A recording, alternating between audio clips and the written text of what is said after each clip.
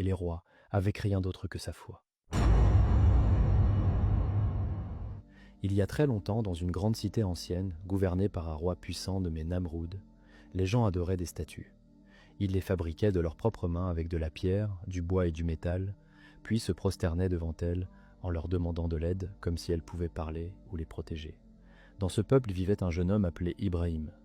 Dès son plus jeune âge, il se posait des questions. Il regardait autour de lui et ne comprenait pas pourquoi les gens priaient devant des objets inanimés. Il observait les étoiles dans le ciel et se disait « Peut-être que l'étoile est mon Seigneur ». Mais quand l'étoile disparaissait, il disait « Non, cela ne peut pas être Dieu, car Dieu ne disparaît jamais ».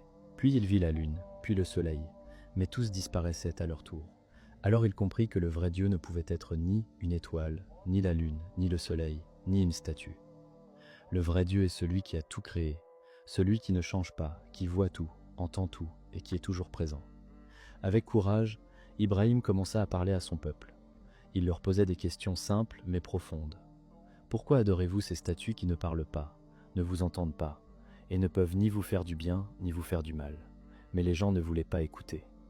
Les prêtres des temples, eux, étaient en colère. Ils disaient « Ce jeune homme est en train de troubler nos traditions et de se moquer de nos dieux. » Malgré cela, Ibrahim ne se taisait pas. Il continuait à dire que Dieu est unique, qu'il n'a pas besoin d'intermédiaire et qu'il est le seul digne d'être adoré.